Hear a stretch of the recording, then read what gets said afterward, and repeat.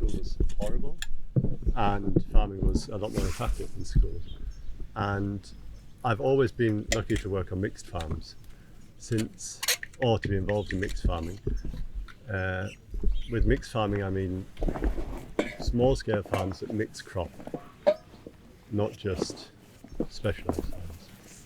And I did that in the UK, and now since 2011, I think, I've been in Germany on Erdhof Seewalde, which is roughly 30 kilometres from here, in an area where many people would say you can't farm, really. It's sandy soil with 300 millilitres of rain on the small. Yeah, it's very dry.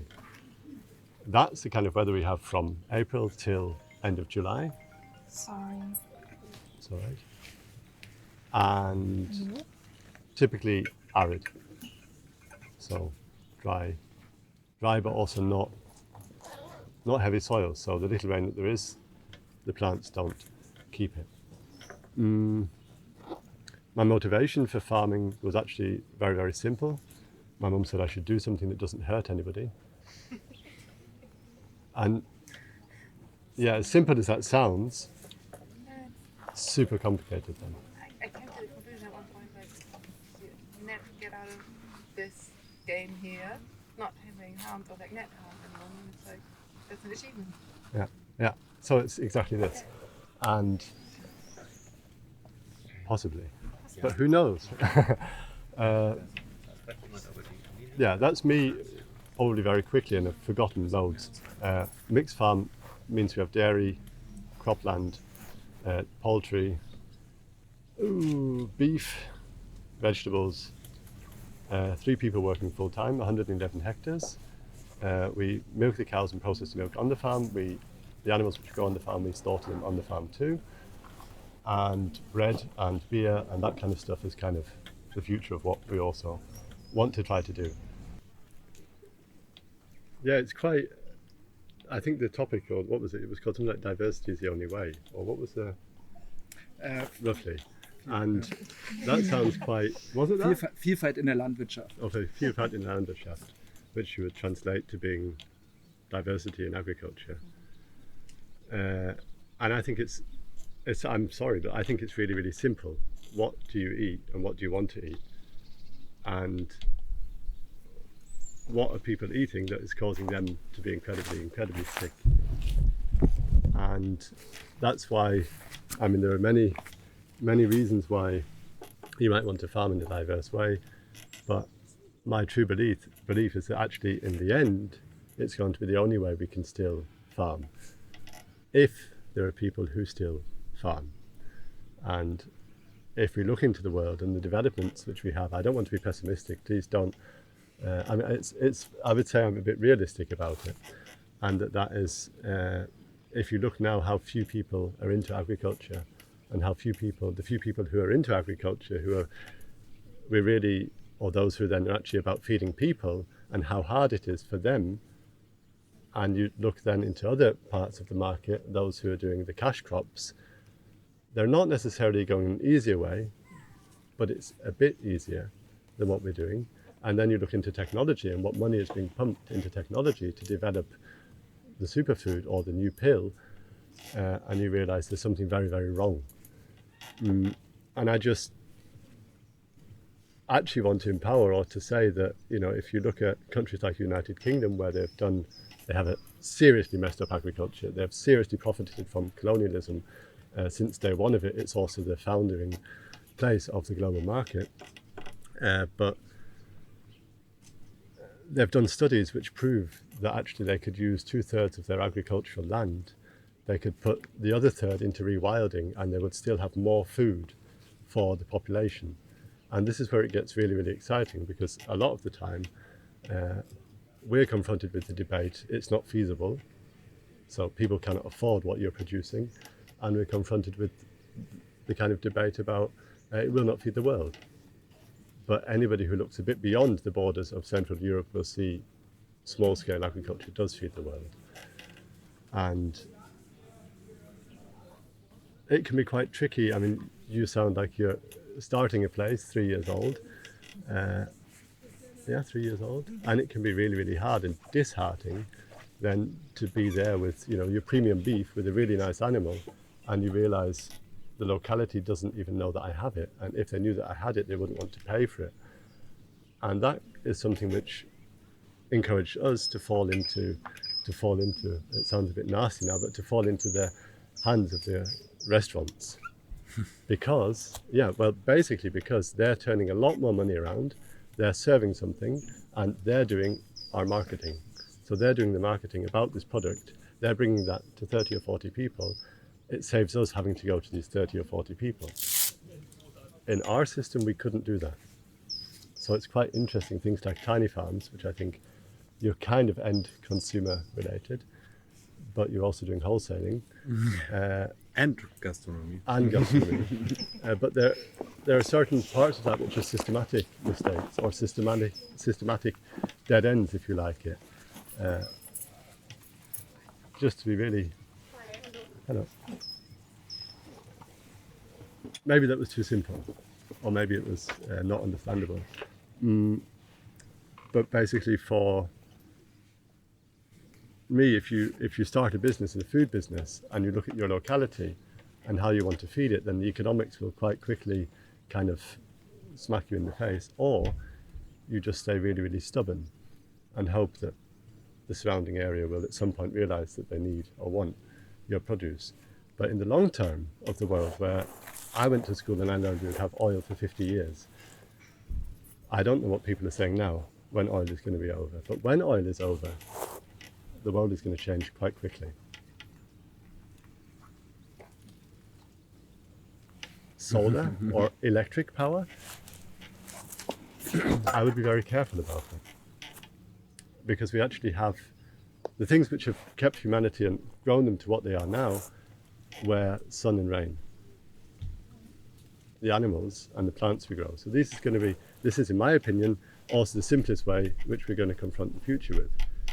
The technological things, I mean, there's statistics on electric, the solar panel industry, and for me it's cheeky that you would talk about solar panels as being something renewable. Don't be quiet, fight with me, or say why we're not renewable. Or is it consent that they're not renewable? Are they just using something which is renewable? They use sunlight. But what are they made out of? So, a bit of a cheeky question, but where do you personally draw the line? What technologies get acceptable? I mean, when you go back, right? Like, I mean, when we don't wear clothes, we're naked, we're like exposed to the weather. So where do you? I mean, how did you come up with your like? If I want to, I'll walk around naked, but I don't necessarily want to. Brandenburg winter. Yeah, Brandenburg winter is hard. I think I would try. There are lots of trees. Where do I draw the line? My business is successful, meaning that we make economic sense in the horrible system we're trapped into. I draw the line basically, I know we use 4,000 litres of diesel every year. 4,000 litres. This is something I want to come away from. Do you have already concrete plans? We have horses, we have machines. If we found 10 people who were brave enough to say, I will go and do a horsemanship, teach myself about that, and I might be able to take on the 10th of your haymaking, I would be the first to say yes. And it sounds, this is the really bad thing, it sounds very like taking steps back into the past.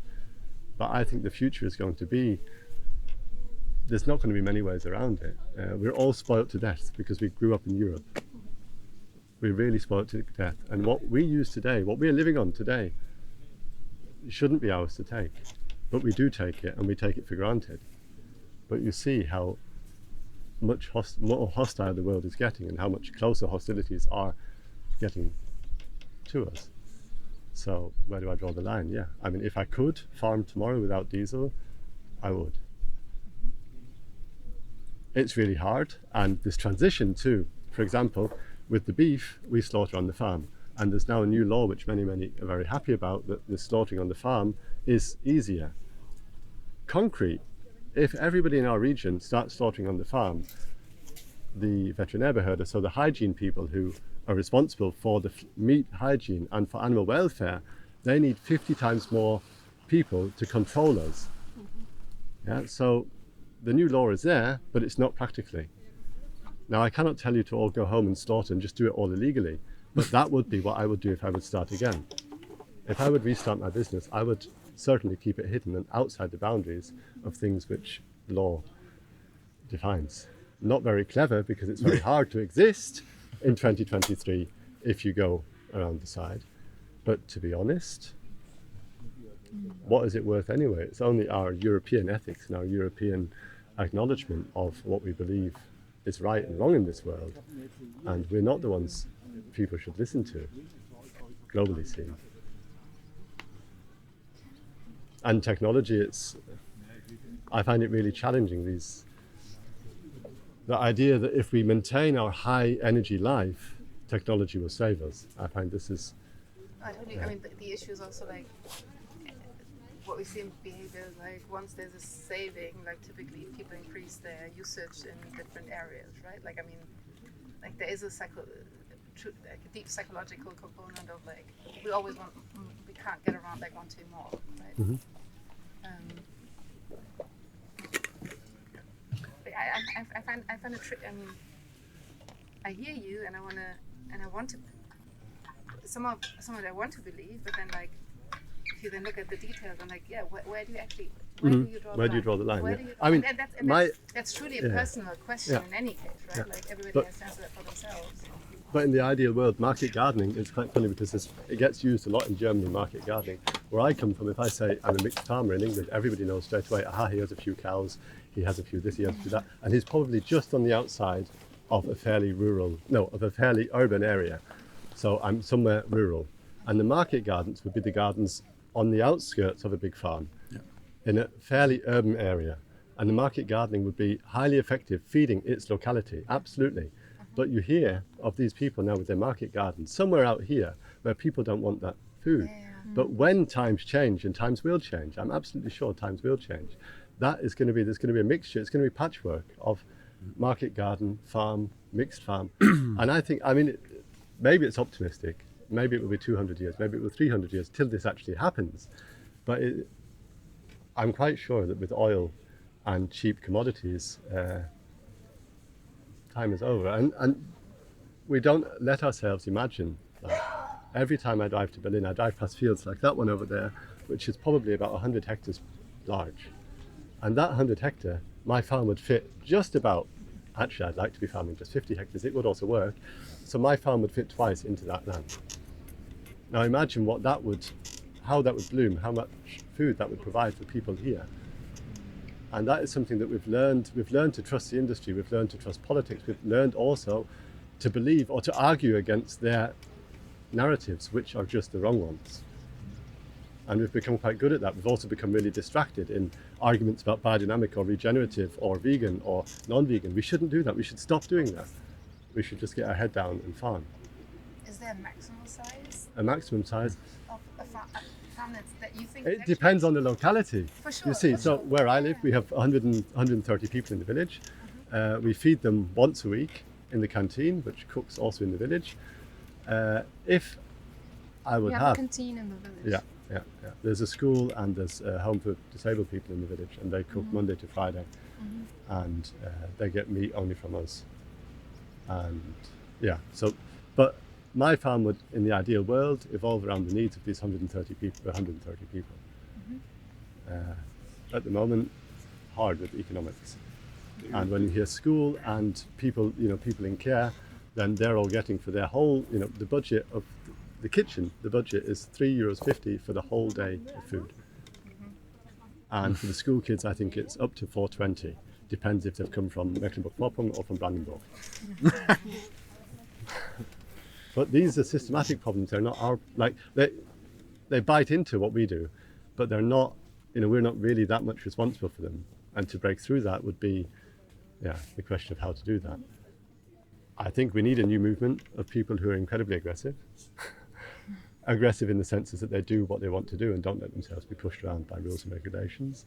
But that has to be a new movement of, I don't know. Aggressive not in fighting, this is this is wrong, but aggressive in believing in something and actually doing that. But it has to go against the system, because the system is not there for all of us. And this is often quite a hard thing to chew.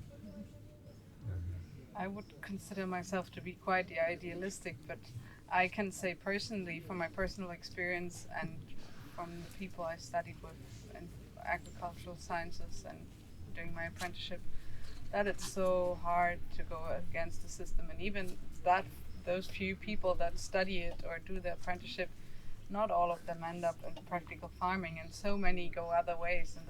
And same for the project I worked with the past year. It's so heartbreaking to hear the people who are involved in agriculture, especially in the past year, saying like, well, we're doing that what everyone wants us to do. We're beyond organic, we're beyond, like, we're doing the biodiversity stuff, we're doing the animal welfare stuff, and we're struggling so hard, and they just don't know how to like, everyone says like, oh, it's so great what you're doing, but they don't end up getting the money for it what they want. And then you need that niche and being in contact with the restaurants, and so but it's really it's so hard. heartbreaking for me as well, because I believe in these things and these very important issues around agriculture.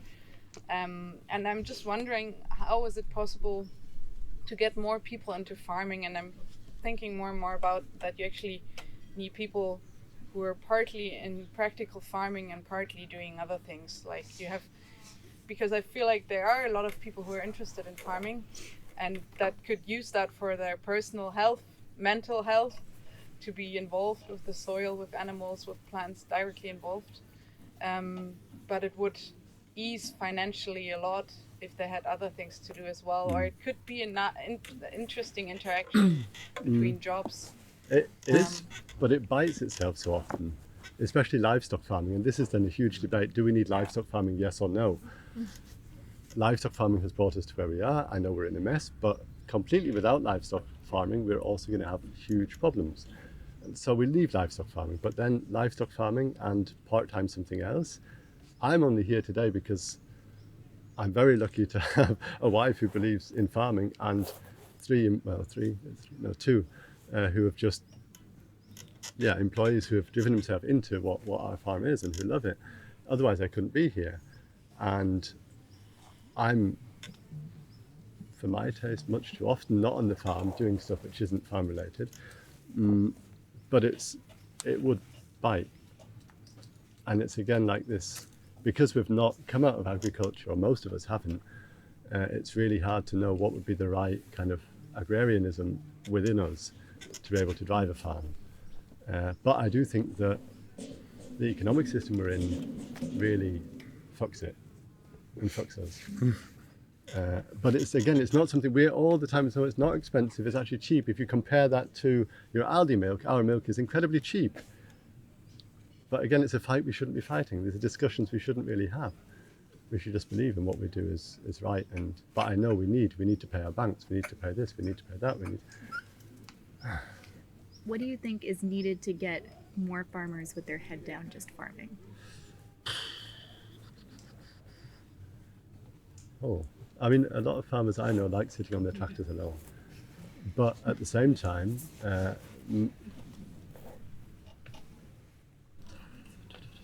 I think government incentives can help. It's why I'm so outraged at some of the Commission's work where they're surprised that farmers even read the Common Agricultural Practice. But at the same time, I don't know if maybe we're all much too healthy, maybe we're all much too rich, maybe we need something to really wreck life as it is in the cities or the urban situations to change this. We need more people living in the countryside. Do you think it's hard to convince people to go to the countryside right now in your experience, or to hire people, or get... The question is, what would they do? Farming. Yeah. If they have to farm, they will find ways to farm. I'm absolutely sure of this. This is why I think we could take Reading, we could take everybody in Reading, and we could give them all a hectare here. It would work. I'm convinced on this. because you learn fast. I mean, if we want to get rid of the machines, we need much more labor, in Yeah. fact. But this is So we don't necessarily need more farms, but No. we need more people. on the we need more farms. people in the farms. But we would need more. We would need more than just like if you have this amount of farms, but more people working. Then the question is why they're working on the farms. They should be self-motivated, working to feed themselves. If, Yeah, but if they're working What's as important labourers, about that? What's important about that? I mean, our experience with employees is that they love it. They get their nice wage, and at some point they need to develop. And we're quite open with our farm. You know, we can gladly say, okay, develop a bakery or develop this or develop that. But in my opinion, you have to be self-determined. In fully employed situation, I would never do what I do as an employee for somebody else. I would never do it. I have to be able to decide to, well, the last 3 days, I couldn't be bothered. It was just too hot. I really couldn't be bothered. But I had hay out in the field. What should I do? So Grumpy David went Sunday afternoon and tedded the hay. And Grumpy David thought, oh, okay, tomorrow I'm here, Tuesday it's going to rain. And at some point, I got in the tractor and I hate it because it burns diesel more than I could drink in an hour. I don't like it. Like, I really have a conflict with this, but I go out and do it. I couldn't have got an employee of mine spontaneously to got into that tractor yesterday evening without ruining his weekend. If he was doing it because he's part of the farm, self-employed, to have the hay for the cows, then it's something different. So I think the employment model is one I would possibly say is one. People do it. We also have people employed on the farm, but I think actually people have to DIY it to stay motivated and to keep a hold of their ideas and dreams. And as individual as it will be, there will not be. It has to be super individual. The farms will be different. Any input? Anything we forgot? Please. I didn't prepare. Do you see then like that different little farms focus on subsistence farming and then sell their excess, or little farms focus on different things and then create sort of like a community together to like I feed think together? Or? it will be a mix. Yeah. I would guess. But there, I mean, to get to the topic of the thing, why diversity is so essential is because in farming, this year, for example, the weather totally fucked us in up to mid-June, and then from mid-June it was glorious. We had rain every 3 days. We had so much rain, more rain from mid-June to now than we normally have in a whole year, meaning our dairy cows and our meat is just exploding. We have milk. But had that not been, our grain would have been good. But because it rained all the time, we didn't even harvest the grain. So the seeds for next year are already gone, but we have a rye which is, it's not just a 1 year rye crop, you do 3 years the same crop on one field. But had the cows not been and the rye not been, then we would have had the pigs. Like, so it's actually the essential, it's essential for business that you're diverse. You can't put all your money on one crop. Can I ask, how do you consider the land as a stakeholder in your business? How do we consider land as a stakeholder in our business? It's central. And I'm not, maybe I would say I'm not too disillusioned by promises of building a hummus within a second of a time, because I'm a farmer. I'm not, what we do is we let nature, this is a good one. Are we letting nature do what it wants to do, or are we somewhere kind of weaving between what nature is doing anyway, or are we intervening with nature in a way which lets natural things work in ways that they will work? And sometimes it's more the one, sometimes it's more the other. So it depends a lot on our land. We have a hugely diverse landscape. We have kind of hilly, but then also next to lakes and rivers. But the land is very, very central in finding the right way to deal with the one plot. Sometimes they're just as wide as this in a field of 40 hectares. We do not monocrop anything. And we try to keep the soil covered, but the land is central. But I don't think that I can boast to have built up that land within the last 10 years much. And I think we should be very, very honest about this, that many, many people, especially in the agricultural side, are really pushing for things which, you know, how long this landscape took to develop to be what it is now, and how long the heavy soils of this earth have been stable ecosystems developing to be what they've been. We're not going to build up the soil within the next 10 years. If my soil is more fertile when I'm dead, I'm happy. Yeah. Yeah, and that is the goal I have. What about technology then as a digital enabler? In the communities I go in, everybody wants to talk about the role of tech in. Yeah, I've been in West Africa, I've been in South Africa, I've been in the USA, where there was a lot of data collection about this. Who's it for? What's it for? Is it there for the people who are trying to feed themselves from the soil? Or is it there because somebody's greedy and trying to do a better business? Trying to earn more money out of people who farm the land. That's obviously quite a mean guess.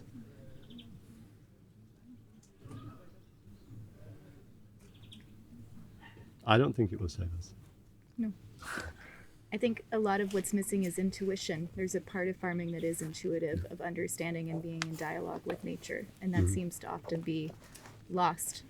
But then again, everyone's saying we need the data to prove this is the thing that we can do, or the way in the future, and they don't trust their intuition, or that's not a way of making decisions that's very formally accepted.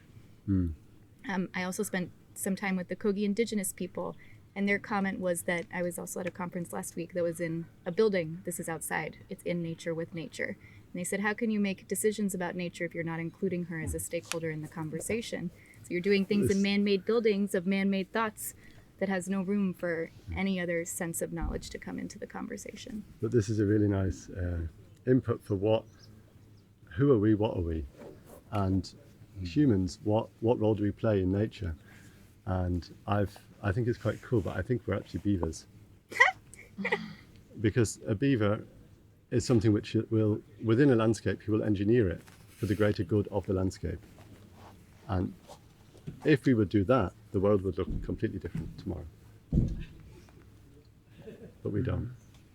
I think that's another part about diversity in farming, is that I would say farming is not only about food. Farming is about so much more, and we should think about that more in the future, or focus more on that. That in the past, small scale farming used to be food production, used to be landscape architecture, used to be a healthy water body, everything, and we lost that, a lot of that, and we need to get back to that. And we also need to find ways for farmers to be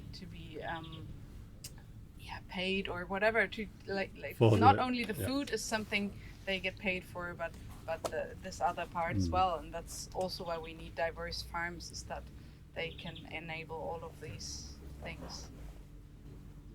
Although, to be nasty to that comment, I would take away all subsidies.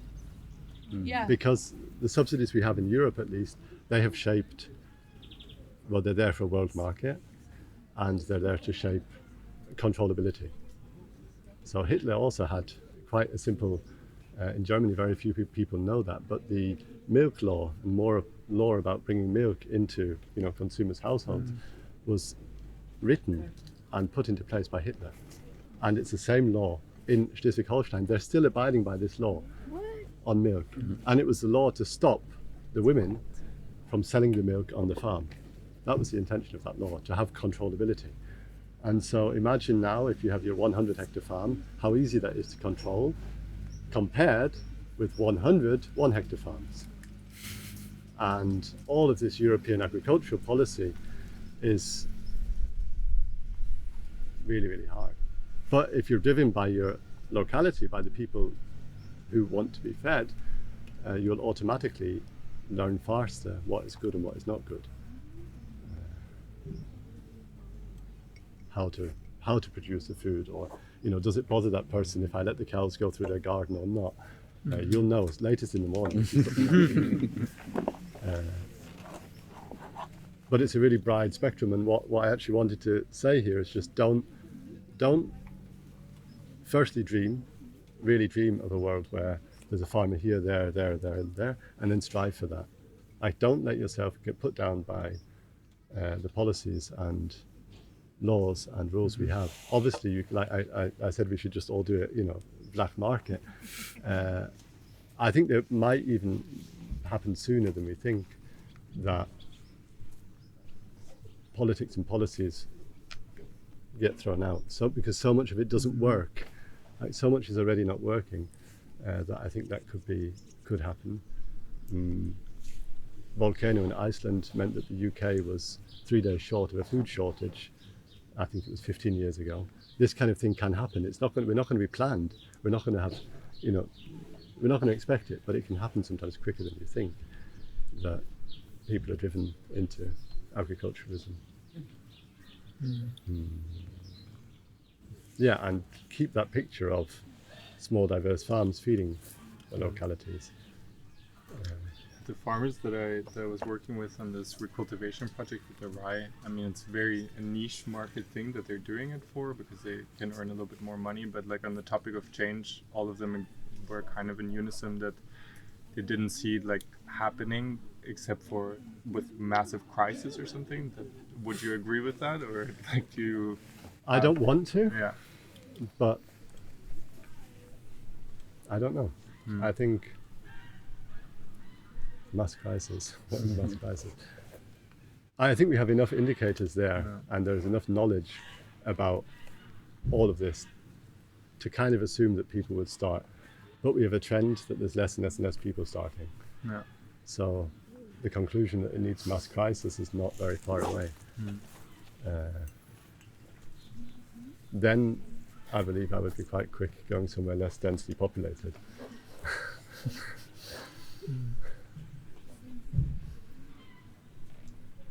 What ways would you say is the easiest to get into agriculture? But that, because that's also something personal for me, and also for other people I know, like young people who don't inherit a farm from their parents. It's just the ways are like start. the official ways is just The horrible.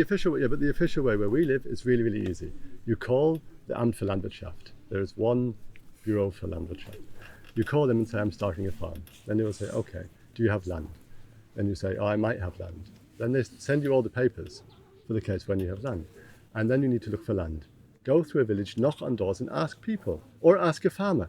Our neighbouring farmer has 8,000 hectares. If I need any hectares, I can have some. His model is big and it's already failing. So he's quite happy if I get 80 hectares or 90 hectares. I just have to understand that I don't need them. So you really need to start small. Do that. Why is his And start failing? with vegetables. Why is his failing? Because for example, he's got organic onions on 130 hectares. And in order, he's producing for a world market. But in order to properly take care of these onions, they've been driving through the field with the pickup. And they drive through the field in the pickup. And now they had an organic certification meeting 2 weeks ago. And they measured where he drives with the car. And this is, on the whole, 2% loss of agricultural land, which he was being subsidized on. So from the subsidies he gets for this field, 2% is now being pulled off. His margin was 1.5%. So you see, this is how finely tuned these agricultural mass commodity crops are. They don't work. And let diesel be a bit more expensive. Sadly, it's not. Sadly, it's super cheap. But let diesel be a bit more expensive, they'll be stopping even sooner. And so I would say if you have a farm now, your goal should be to kind of pull on your brake, do a bit less. This is why I didn't go tedding the hay already on Saturday, because then I would have tedded the hay on Saturday, tedded it again on Sunday. I couldn't be bothered. I just did it on Sunday and it's enough. So like this, a game of balancing on a very thin line. But the big farms are in even more debt, they're in even more stress, they have even more grey hairs than we do. It's not an easy game. I don't assume that these, and it's with the pesticides or herbicides and stuff, they're not doing it because they choose to do it. They're doing it because their system is so reliant upon it that they cannot do without it. Is there an average margin of what a farmer makes, or like an industry standard? Well, I wouldn't know, Okay. but there certainly is. Like average income is quite low. I'm wondering if you start a business on borrowed land, to what degree you can stay flexible. I mean, you make probably, if you're lucky, you get a contract for 10 years or something. And then if you wanted to start up, working with cattle, you need all that infrastructure. And some of it will be stationary, I'd assume. And so I'm wondering, to what degree can you sort of swap into container units so that if the case, something happens and then you're off again. Because I'm expecting in my life with that same goal at some stage, I'll only do it once. If I end up, working all these long hours and then somebody tells me to bugger off. Then you're lucky. Then a new door will open. I wouldn't Yeah? This is not really, honestly. We have started my farm, and if somebody would we've put so much into that, but it's all on rented land. My farm is rented. We invested. We built the slaughterhouse into a rented building. Yeah. If somebody comes and says your lease is over, I wouldn't be sad. I would move on. And this is the thing we have to do as humans. Right. It's not something very European, but we have to Right. move on. And But- on the other hand, I'm really happy that because it's rented, I'm not going to force my kids to take it on. If they want to, they might. They should have the opportunity to take it on. But I'm not doing it as this family farm who now believes that we have to do it for the next 100 years as a family business. Because times change and things change. I didn't inherit the farm. I worked only in the UK on trust farms, so they never belong to anybody except from a trust, which is challenging and lots of talking. But and these farms are the ones which in the UK are sometimes actually kind of at the forefront of sustainability because they're able to adapt Yeah. and not be stuck in granddad's ways. But yeah, the infrastructure you need. How old is your farm? I missed that. It was built in the year 2000. We've been farming it since 2011. But when we started, we took up to 250 hectares. So we went quite large, and then we had big debates, and I had a heart attack at 20 something, and we decided to go down to 111 hectares. And now we're only 111 hectares. We're actually only effectively farming about 70 hectares. The other hectares are kind of parked in the hope that somebody will come along and want to do something with that land. We bought, in our neighbouring village, we bought an old farm building, and we didn't find anybody, but they've turned it into a nice guest house, which is also something great. But the land there is basically, could be used by anybody wanting to farm. We park that land with beef, so when we're not effectively farming, we just put the cattle there and rotate them. In what way are you dependent on being so close to Berlin and having a gastronomy? So for the first years, we were not dependent at all upon Berlin. That was 2011 till 2015. 2015 we started doing food assembly or Marktschwärme.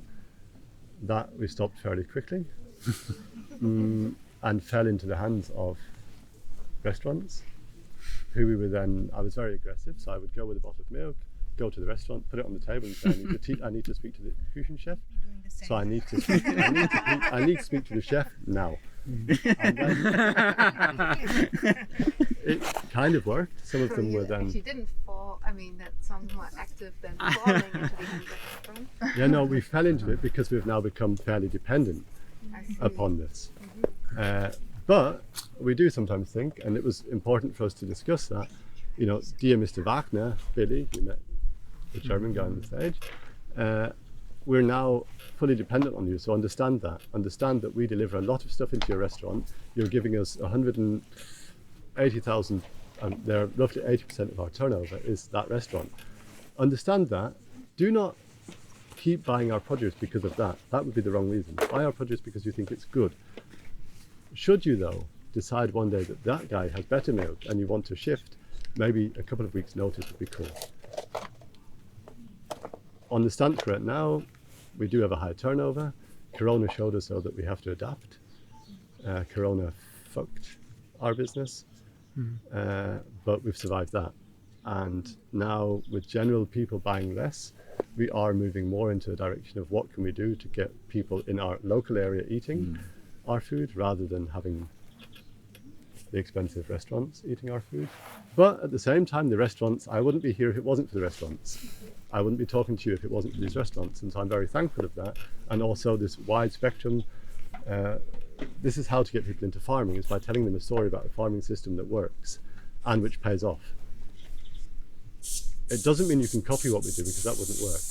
But it means that there are, we're now on the 111 hectares. We sustain roughly 10 people fully. Their full income depends on that. So it's one person for 10 hectares. It's not bad. But are you like more delivering to restaurants in Berlin than feeding people in your localities, or is it like balanced? It's more like the bulk of our goods go to restaurants. Yeah. But we have 2 hospitals who we deliver to.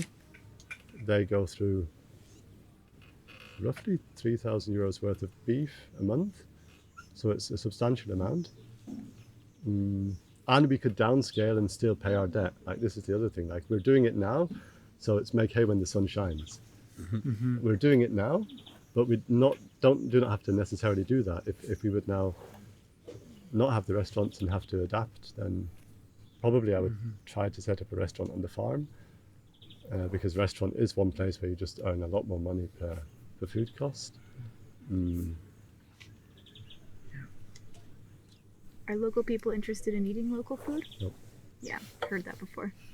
But you have to be very clear, the region we're in, there's 15 people per square kilometre. 15. This is not dense. And of these people, most of them have an income which is lower than your average. But they profit on all the other sides of how we farm. So they're not eating the food and profiting through healthy food, but they're profiting because the landscape is kind of held there, and there's an apple tree which they always grow. I mean, they steal more apples than anything else, or potatoes. So they do profit indirectly from the fact that we farm there. Would you say in general that the importance of biodiversity within food production and food habits in general has increased or decreased in the last years? Because there's been a lot of talking about it, especially now the last 3-4 years. Global assessment of biodiversity, everybody was alarmed, and last year UN Biodiversity Convention, they do have now a framework, like a policy framework for this. Do you think in general, like everyday life, like besides from the political level, that people are starting understanding the importance of having a biodiversity integrated in their food system, whether it's from the industry or the consumers, that it can really make a long-term change? Or not? I would say, like, from my perspective, not. Yeah. And I think through statistics of number of people who are badly nourished, they would prove that. And it's actually quite surprising. Exactly. Yeah, I totally agree. Because the writing is on the wall, Yeah. but nobody's reading it, kind of. And to locality, it's again like I was just in the UK in August, and I was delighted. I always go and look, where can I buy milk? And I was delighted. I went to John and I bought some milk, and we talked about cows and walked over the field. And at the edge of his field, there's a small organic gardener who just started 3 or 4 years ago, and eldest daughter did an 8-week work placement there. And she said they don't talk to each other. So John and this organic, they would not talk to each other. One is organic, the other one's a conventional farmer. And their customers, it bites so badly, because you have these buoyant UK milk, I need my milk, kind of, they go, and he's booming. Like he was actually producing for I don't know if it was Rio Valley or for some fairly large scale dairy, and since he's had a milk machine at the end of where you can go with your bottle and you get it filled, his business is flourishing. But the people buying that milk are buying it for the reason of they kind of had the right for the local, and they're pushing the locality. I wouldn't say well, yes, it is. It's they're very kind of nationalist people. The UK is different to Germany. It's also different to mainland Europe. But then these organic ones, they're kind of the young hipsters, and they you would never get them in one place at one time. Like, it's so.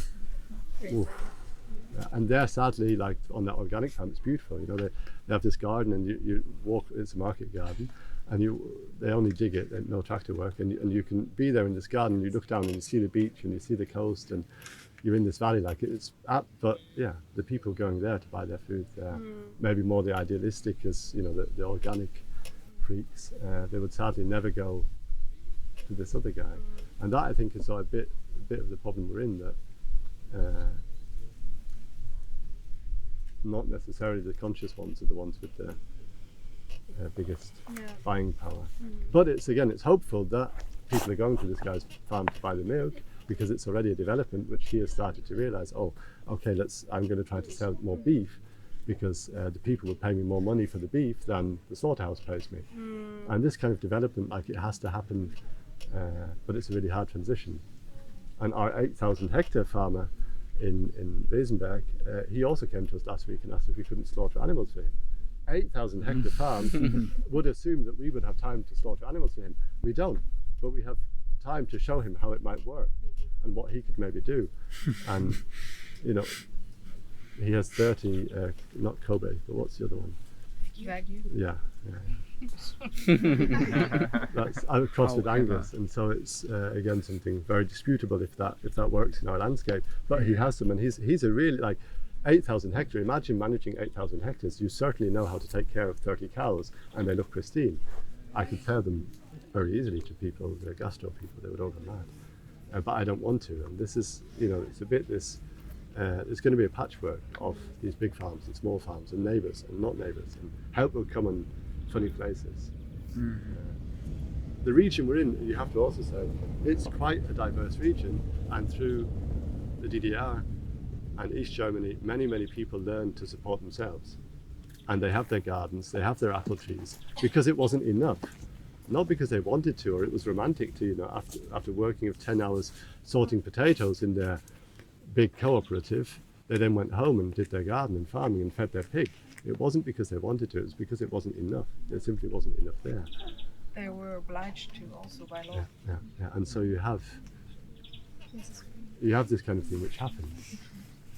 What would you say needs to happen that diverse farms, small-scale farms, are not so dependent on high-income parts of the society to pay to make them survive? Because that's what you need.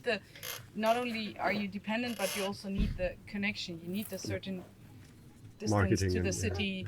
You need to know how to market, like to do the marketing. You need to know how to communicate. If you're not doing any of these things, you're lost. It's, I think that's a really hard one, because it's super individual.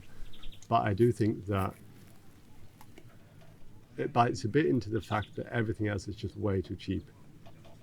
And all these other produce that are so cheap, they are, with time, they're going to have to be more expensive. So possibly it will be the price which drives people into their locality looking for food. And then they would find out that milk for $2.50 is not expensive. And this is the thing, like, calculate really well. If you're a small scale farmer, calculate well and keep the price you have. We have had the same prices for the last 8 years. We haven't had to raise them in any way at all. In fact, in some cases we could drop the prices, but I learned as an economist never to drop a price. But we could. And so I think our food could be more accessible if people were driven with proper reasons to come to us. But I actually think that the other markets will fail, and the price which you're paying in the supermarket is anyway not, you know, if you do a true cost of that, it will be so much more expensive that our food will be attractive. But I'm a bit confused about you not raising the prices. I'd assume your wages sort of adapt to the local markets, and all the costs go up. Were you calculating so well that you can live off that? No, we're being more efficient. You're getting more and more efficient by learning, and that compensates for you not raising the price? It's quite a funny one, but when we did the milk price, we realized that we produced between 20 and 40,000 litres per year. And we obviously had to calculate with the 20,000 litres and not with the 40,000 litres. Now, with the last 3 years, we've been producing, actually between 30 and 40,000. So we would be at the end of this. The calves we slaughter, because we slaughter them on the farm now, they go out with their heads. Their heads weigh 5 kilos. It's more weight. We calculated without their heads. So it's very simple things which have shown that we could actually technically lower the price. But we also have to know we shouldn't lower the price, because we might have 3 or 4 years without sufficient rain. In fact, we need many, many more years with much more than sufficient rain to be where we were at in 2015. We're still absolutely in a drought. Don't be happy when it rains and think that we're not in a drought. We're still really, really heavily in a drought. But we've also learned to manage the land in better ways. We've also been, from day one, we were mob grazing, so it means all the animals had up to 10 hours on one plot of land, and then they move further. And through that, you have soil buildup, you have organic matter buildup, and so I think we've improved the techniques. When we were at 250 hectares, I would have said we were degrading quite quickly. But the manpower in what we do is really, really high. So we spend 4 or 5 hours a day walking through the landscape with the cows. You learn to observe things. And it's time which obviously we could just jump in the car and drive with the tractor to the cows and bring them back. But no, we don't. You were mentioning the dependency on these kind of high-end restaurants. How do you see the role of like food producers that maybe ferment vegetables and fruits or produce sauces or anything else? Like, yeah. I think it's great because they're raising awareness for locally grown stuff which could be conserved locally. I would say though that farmers should buy into that because it's a value-added product. So if I sell a cold crop like cabbage, I'm getting maybe €3 per kilo. If I sell sauerkraut, I'm getting more. So, but again, it's something which it only really makes sense locally. When I see restaurants buying bulk cabbages to make sauerkraut, I think you're stupid. You're employing really expensive people because people working in Berlin cost 30, 35 or more per hour, and they're using space, which is really expensive, and they're using everything about the food in Berlin. You can't really produce sauerkraut cheaply. If you move out to the countryside, you'll find out space is much cheaper. You don't need the same amount of money, and I think it would be great if we had more people conserving food and preserves.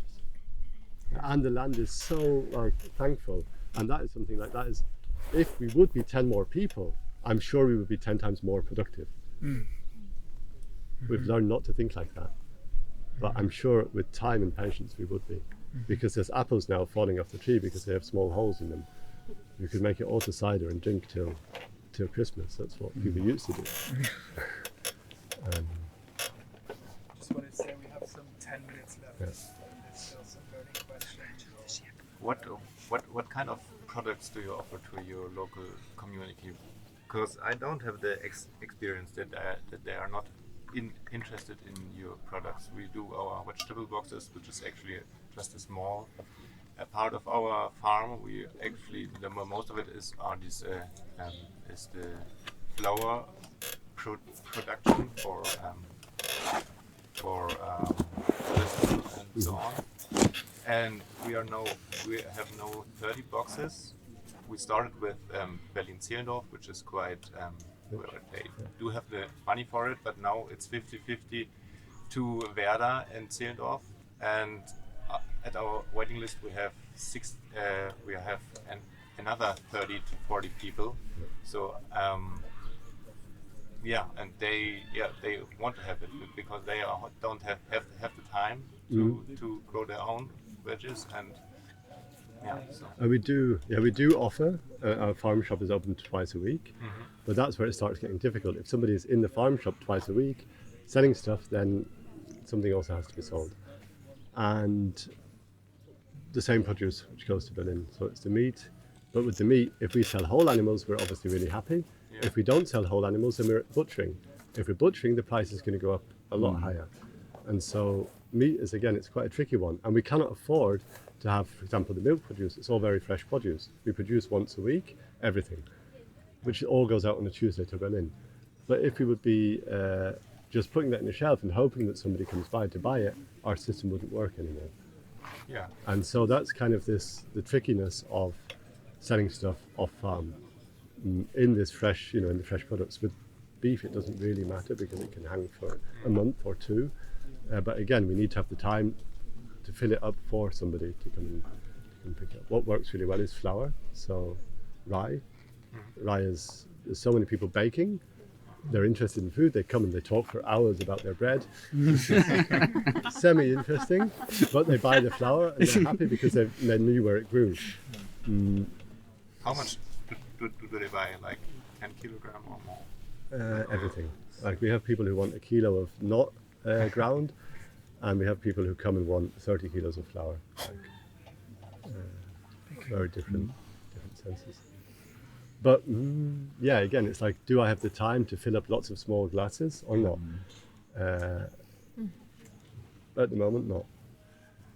And yeah, so it's a hard one to say people don't want it.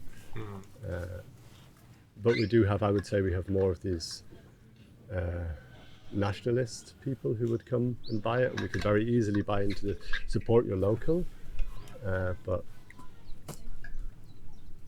disputable. Yeah, that was actually a question that I had.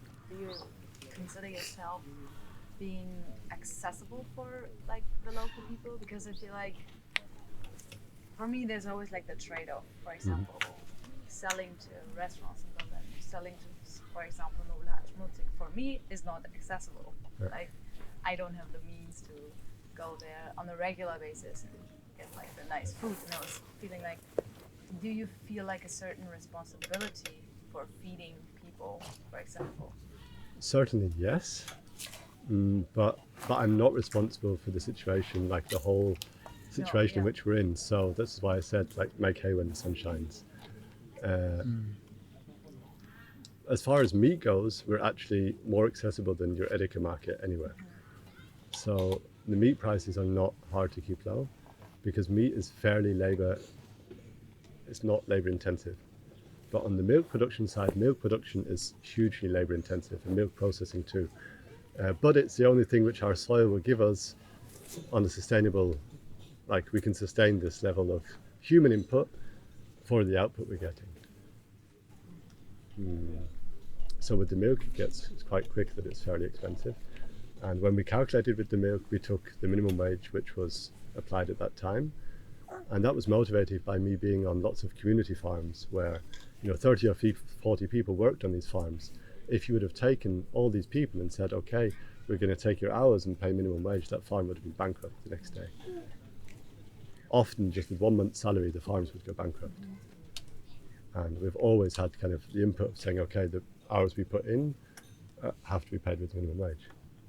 And that brings us to the prices we have.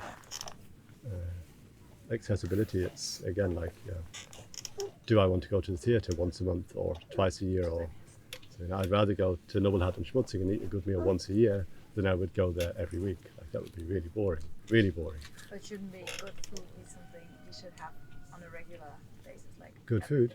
Yeah. I eat good food on a regular basis. And it's a choice thing. If people choose to do it, they can do it. But they'll quite quickly find that there's not much there, in my opinion. Every time we travel somewhere, we look for good food. And sometimes we're really sad. And we're quite well traveled. Being in Ghana, we were in Ghana, and we wanted to eat chicken because there are chickens running everywhere. And we asked this lady, like they have their little stoves just in front of their houses where you have to watch that it's cooking, because if it's not cooking, you're going to get really serious food poison. But this little stove was cooking. We were like, well, is it chicken from here? And she said, no, it's very safe. It's from Germany. This is so sick. And the assumption there is too that it's safe because it's from Germany. The German airplanes that fly that food to Accra, they give up responsibility for the food chain at Accra Airport, for the food supply chain. So they're not cooling it as of Accra Airport. And they've destroyed the ability for people to grow chickens in Accra. At the beginning you said that your intention, or I think it was your mother who said go do farming because you do no harm to anybody. How do you live with your cattle, for example, and like for example butchering and slaughtering animals? How do you consider that of doing harm to somebody? Nope, because for me the question is, what is like, firstly, what is an animal, what's a human. I see there are differences. And with the fact that I keep cattle, I'm responsible for that animal's life and for their death. And so for me, it hurt a lot to bring these cattle to anonymous people and let them slaughter them. That's why we had to build a slaughterhouse. And it's not, no, I don't consider that doing harm.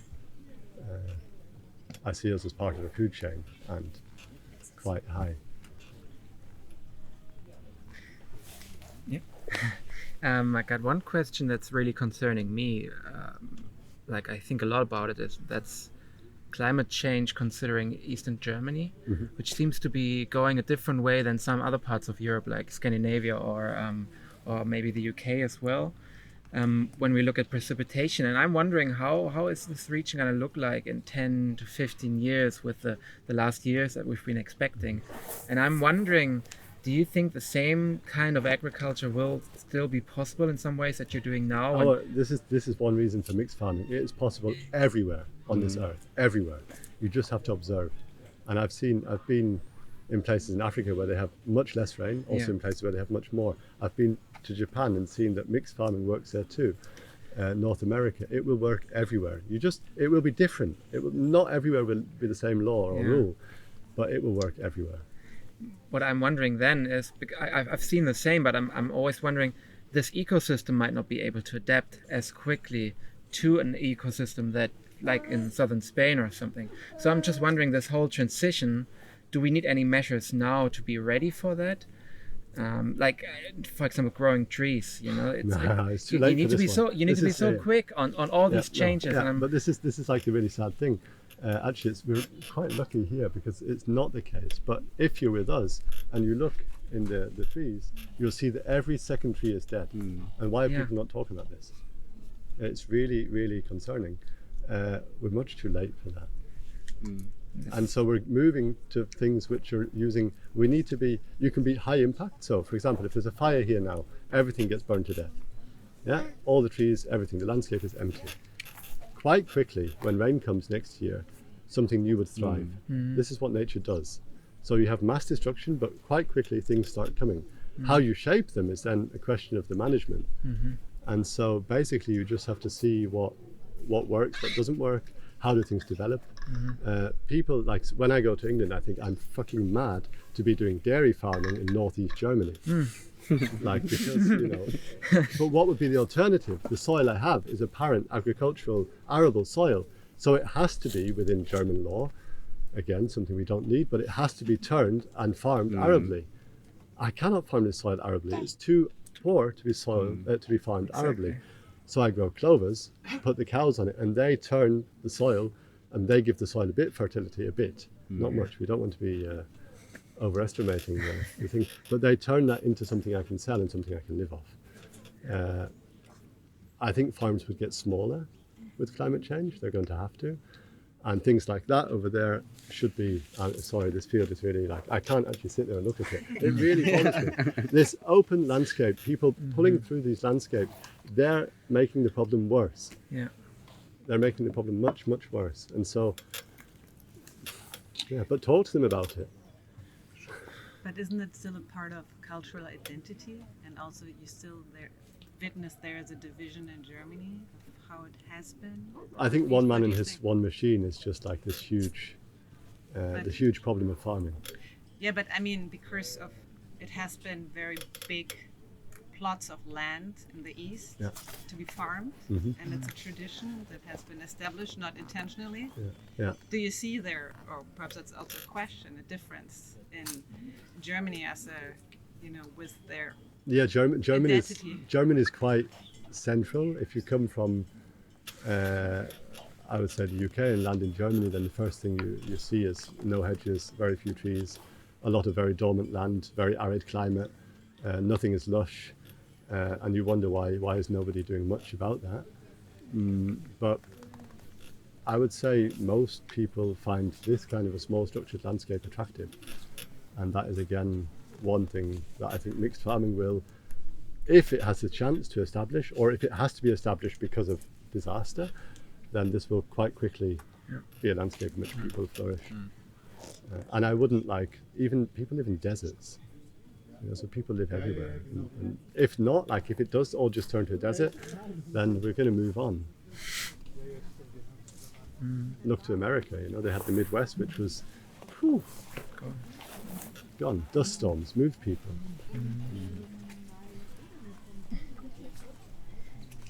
But just imagine a world where things are a bit nicer. Try. The earth is still there. And it is all a lot more versatile than you think.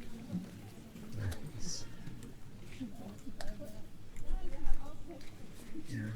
Especially with trees, it's just, you have all these large-scale farms, and it's getting them on board. I think that's the big... Yeah, but again, trees, no, I don't want to do this, but trees is a bit not the answer. It's too easy. It's like these stupid solar panels. It's too easy to assume that if we plaster the landscape full of solar panels, we're doing something good. We're not. We're maintaining a high industry. And now on the way on the road here, you'll have seen there's a tree plantation with many, many trees. Now, my first question is, what type of trees are they? They're populous trees. They're all hybrids. So these trees are worth nothing for diversity. They're not worth nothing for the soil. They're actually just lazy farmers' answer. It's awful. Like, please don't assume that planting trees is going to save us. It's not. This is also in the European biodiversity strategy years ago, and they decided how many? 20 million in the next 10 years. Bizarre. And then it's really crazy because exactly what type, how, where, and this is not the one solution, but they're selling it. They have the solution. And people have been pushed into doing that. And like the really ironic thing about these trees is anybody who has ever had one of these trees next to their field, they will cut that tree down and they will burn it, and they will hope that they can burn the roots of that tree too, because it keeps coming. You cannot get rid of it. It's like a super weed. Yeah. If you plant trees, plant apple trees or some kind of tree from which you get Nut trees. Hmm? Nut trees. Nut trees, yeah, maybe. But I think we plant every year roughly 3,000 or 4,000 trees. Of these 3,000 or 4,000, very, very mixed. Maybe 2,500 die. Yeah. Wow. So be a bit realistic about it. Also, open landscapes can be good.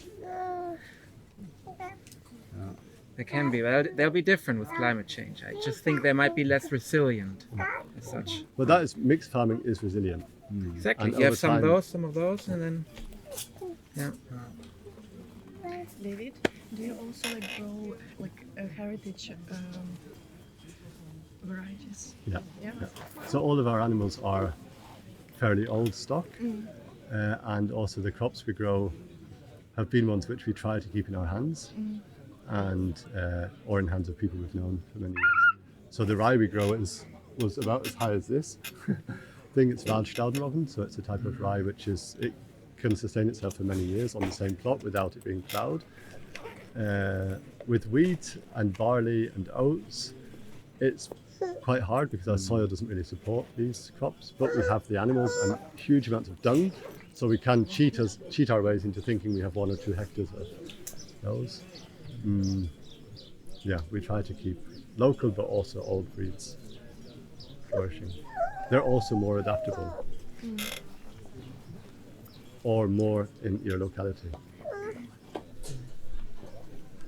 Yeah. Thank you so much. Thank you.